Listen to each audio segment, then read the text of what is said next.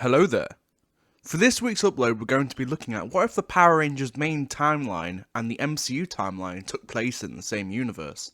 So we pick up the story in 2012, and the Samurai Rangers are currently at war with the Nilox.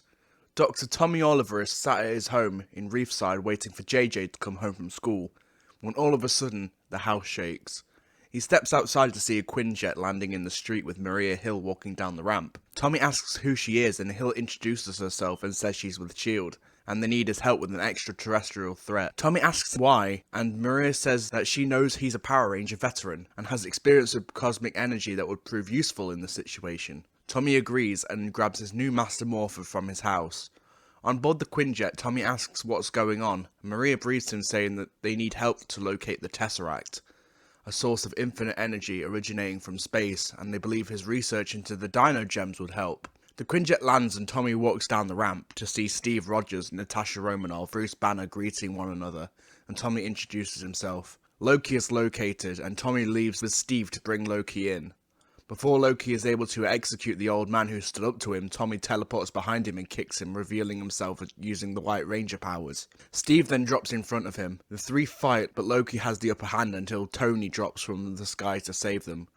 The three take Loki in, and Tommy proceeds to assist in locating the Tesseract with Bruce and Tony. When Hawkeye attacks the helicarrier, Tommy morphs into Dino Thunder Black and races to subdue Loki while Thor fights Hulk, and Cap and Tony fix the turbines. Loki releases himself and the two fight.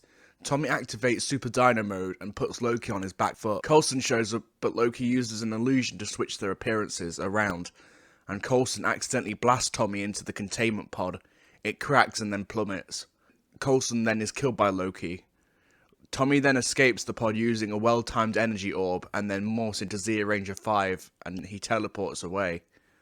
The rest of the film plays out largely the same, with Tommy teleporting in to assemble with the Avengers last minute as the Green Ranger. The battle begins and Tommy, Steve and Thor fight together on the ground. Tommy notices the Leviathans need dealing with, so he calls the Dragon Zord, and it arrives to take them out. The World Security Council launches its nuke towards New York, and Nick Fury informs the Avengers. Tommy plays his flute and the Dragon Zord goes back to the sea, and then morphs into the White Ranger and summons the Falcon Zord. The Falcon Zord then carries the nuke through the portal to destroy the station.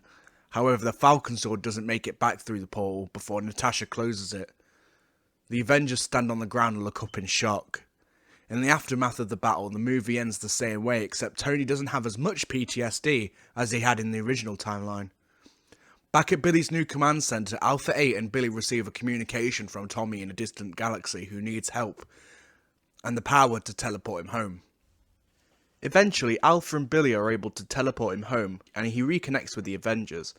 Billy offers the resources of Cranston Industries to assist in cleaning up New York, and Tony takes an interest in Billy and takes him to the side to discuss how they can work together to protect the Earth. And Billy tells Tony he'd be happy to help pioneer Earth technology with Tony, but Ranger tech is strictly off limits, and the two shake hands and agree. Nick Fury and Tommy meet back up, and Tommy gives Fury the frequency for his communicator, and afterwards Tommy heads out to meet with Jason for training. This is the end of part 1.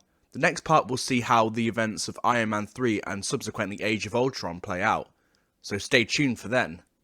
Thanks for watching everyone. Don't forget to like and subscribe if you want to see a part 2 and other videos like this in the future. So yeah, thanks for watching. Bye.